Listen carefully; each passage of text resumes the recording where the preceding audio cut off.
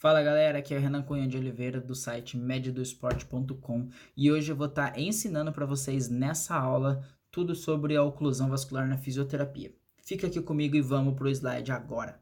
Antes de ir pro slide, aquele recadinho básico, se você já gostou do tema, se você acha que vai ser uma aula bacana, deixa o like, se inscreve aqui no canal, ativa o sininho aí. E se você ainda não tem certeza, assiste a aula primeiro aí e depois pode deixar o seu like aí também. Eu vou estar te lembrando no final. Isso me ajuda bastante, saber que estou fazendo um bom trabalho no sentido de ajudar e contribuir com a sociedade, contribuir com os fisioterapeutas, com tudo que eu tenho aprendido aqui nos Estados Unidos e tá passando para vocês tudo aquilo que eu paguei para aprender e eu tô passando aqui para vocês de bom grado, que eu quero ver a fisioterapia do Brasil mais unida e a gente crescendo cada vez mais, beleza? Bora pro vídeo. Vamos falar então, galera, da oclusão vascular na reabilitação, ou também conhecido como Katsu Training. Ele consiste de um método, uma técnica, que se utiliza de um torniquete, um bracelete, uma cinta ou o próprio esfigmomanômetro. Utiliza apenas em membros, né, seja superior ou inferior, para bloquear o fluxo de sangue venoso e diminuir o fluxo de sangue arterial. É bom vocês frisarem esse ponto, que ele não bloqueia totalmente o sangue, como dá a entender restrição vascular ou oclusão vascular. Ele restringe sim a passagem de sangue, mas isso não quer dizer que não passa nada de sangue arterial. Um pouco de sangue arterial precisa sim passar, mas obviamente uma quantidade muito menor. A fisiologia então, ele restringe o fluxo de sangue arterial e retém o sangue venoso, como eu falei.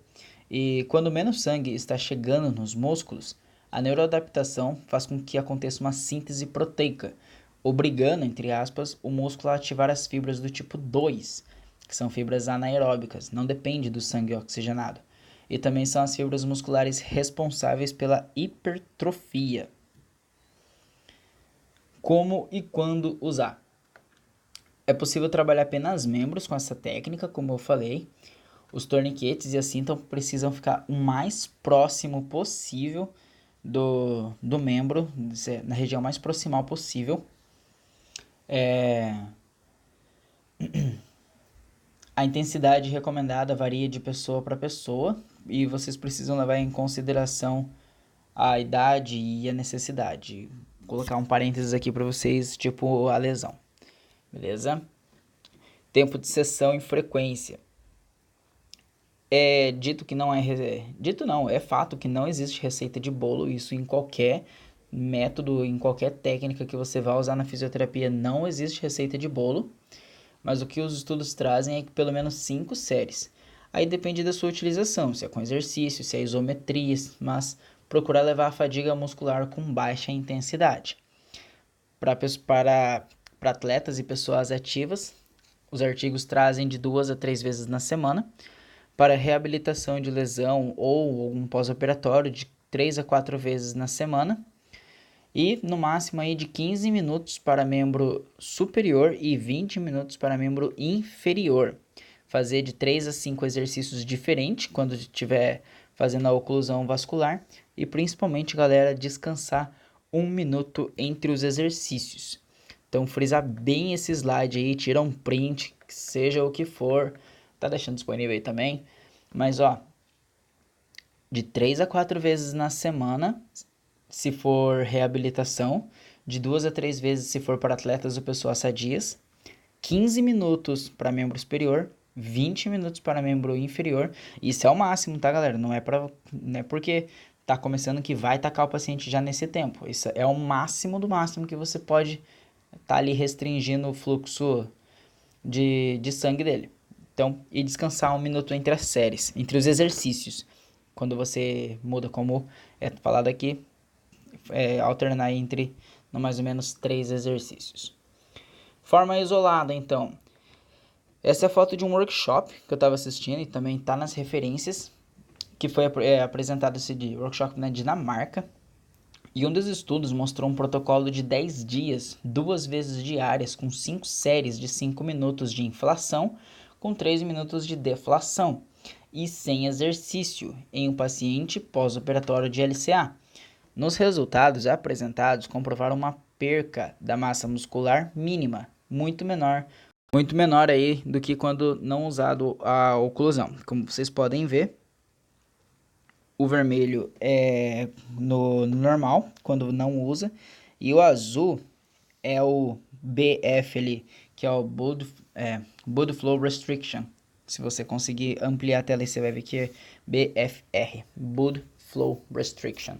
Beleza. Agora a oclusão vascular mais a isometria. Nesse mesmo workshop é mostrado um outro caso, mas com o mesmo protocolo do anterior, porém adicionando a contração isométrica durante o tempo de inflação. O artigo vai estar nas referências aí também para vocês, que resultou no aumento de força e da funcionalidade do paciente, PO de reconstrução de LCA. Nem todos eu tô colocando um artigo, galera, porque alguns artigos são pagos e eu não comprei nenhum artigo. Alguns artigos que eu coloquei são das referências gratuitas de acesso livre que eu consegui pegar. Então pode ser que esteja artigo aí que é citado no workshop que eu não consegui encontrar porque é pago. Mas o workshop vai ficar na descrição também. Oclusão vascular mais o aeróbico leve, frisar bem esse leve aí, coloca uma intensidade baixa. E nesse estudo em questão que vocês estão vendo aí no slide, que também foi do slide do workshop, os voluntários com a oclusão vascular durante a caminhada tiveram um aumento de força comparado ao grupo controle, que não usaram a oclusão vascular. Dá para fazer também a oclusão vascular mais o exercício sem carga. Aqui a imagem é mais ilustrativa porque ele está com a caneleira, mas um idoso, por exemplo, ou um pós-operatório de joelho, que quando vai fazer a determinada flexão ou extensão, seja de cotovelo ou joelho, pode ser que sinta a dor. Então você consegue fazer a restrição de oclusão vascular. Não precisa colocar resistência, não precisa colocar peso nenhum, e a pessoa consegue fazer e ainda assim conseguir adquirir os benefícios da oclusão vascular. Oclusão vascular mais exercício resistido, que consiste da mesma coisa. Quando utilizado em conjunto de exercício resistido, considerar o cliente e começar com uma pressão baixa, caso seja algo novo para o paciente. Podemos trabalhar aí de 10 a 30% de uma repetição máxima, fazendo séries de 15 ou 20 repetições. Então, sempre utilizando exercício, usar até 30% de uma repetição máxima, colocar aí de 15 a 20 repetições, e como eu falei lá em cima na intensidade também, 5 séries, então não é receita de bolo, tá, gente? Pelo amor de Deus, vai achar que eu tô dando uma receita de bolo aqui. Mas, de maneira geral, o que dá pra entender é que a ciência fala pelo menos 5 séries de 15 a 20 repetições. E tá alternando aí em até 3 exercícios, com 1 minuto de intervalo cada exercício. A oclusão vascular mais a eletroestimulação, conhecida como UFES, que é muito utilizada para aqueles que têm grau de força abaixo de 3, onde a combinação acelera o ganho de força sem gerar a dor, que é o mais importante para a gente da fisioterapia, que é ganhar a amplitude de movimento, ganhar força, ter um bom prognóstico com o paciente sem que ele sinta dor. As indicações. Como a principal função fisiológica da oclusão vascular é a hipertrofia, então na fisioterapia não é diferente. As indicações para aqueles pacientes que precisam ganhar força no membro, mas sentem dores, são POs ou pessoas que não conseguem levantar cargas, que vão estressar a por conta da dor e tal, tipo epicondilite, por exemplo. Mas enfim, as indicações que a ciência tem mostrado inclui dor articular no movimento, pós-operatórios, epicondilites, bursites, dor patelofemoral e as lesões ergonômicas, que são as Alert-Dort, não sei como que na sua região fala. As contraindicações, exatamente essas mesmo da lista: distúrbios circulares, tromboses, aneurismas, doenças arteriais, grávidas, lesão super recente, como por exemplo uma fratura, diabetes não controlada, dislipidemia, desidratação. Frisar bem a desidratação, galera, porque é uma contraindicação absoluta. Então, sempre aí fazer o cliente, o paciente, o atleta beber bastante água antes de começar a fazer a oclusão vascular com ele. Outras aí, anemia, histórico de arritmia, medicamentos que aumentam a coagulação no sangue, sarcopenia e a hipertensão, que no caso é relativa, porque alguns estudos mostram que não tem problema fazer oclusão vascular, porém tem outros estudos que já pedem para evitar hipertensos. Os efeitos colaterais da oclusão vascular incluem a tontura, o desconforto por estar apertando ali, a dor muscular tardia, as veias podem ficar mais visíveis, você sente formigamento nos dedos, a pulsação também fica um pouco mais acelerada e você sente suas veias estarem saltando. E em casos mais raros, a rabdomiólise é mais raro.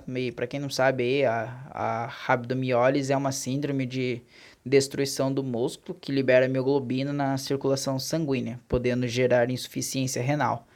A Rabdo ficou muito conhecida com o CrossFit. Não sei por que começaram a ligar a Rabdo com o CrossFit. Não, eu particularmente não conheço casos, não encontrei na ciência casos de rabdomiólise por causa do CrossFit. Então, mas ela ficou muito conhecida depois que o CrossFit também começou a ganhar nome. Temos os grupos especiais também para ficar de olho aí, que são os idosos. Tem que verificar muito o histórico de saúde deles, se há doenças arteriais, os diabéticos, que principalmente aqueles que não possuem um controle da diabetes, é bom não fazer, mas por acaso estiver controlado, é uma pessoa que tem diabetes, mas tem uma vida saudável, uma vida ativa, sem problema nenhum. Os pós-operatórios ortopédicos, que é super recomendado, já na primeira semana após a imobilização ou na segunda semana após a cirurgia. Então, lembra bem que pós-operatórios ortopédicos, primeira semana após imobilização, uma fratura aí, por exemplo, ou segunda semana após uma cirurgia, uma reconstrução de ligamento, por exemplo. Beleza? E antes que pergunte, artroplastia de joelho pode? Pode, sem problema nenhum, manda bala. A fibromialgia também. Eu não achei artigos confiáveis falando especificamente da fibromialgia, mas considerando que um paciente fibromialgico ele precisa fortalecer a musculatura também, uma forma de fazer sem que ele se sinta dolorido, sem que as dores atrapalham, é o uso da oclusão vascular. Temos aí os obesos, que é levar em consideração os mesmos históricos clínicos de pessoas idosas ou qualquer outro grupo. E amputados é as mesmas restrições e contraindicações. Enfim. Muito obrigado, galera. Eu vou estar deixando aqui para vocês as referências. Vou estar deixando disponível também o PDF dessa apresentação. E é isso. Bom, galera, é isso. Muito obrigado por ter ficado até aqui. Eu sei que é maçante assistir slide, eu sei que é difícil, mas muito obrigado para você que chegou até o final, beleza? Já deixa o seu like, eu gostaria muito de estar likeando você aí também. Muito obrigado mesmo e a gente se vê na próxima aula, fechou? Um forte abraço, até a próxima.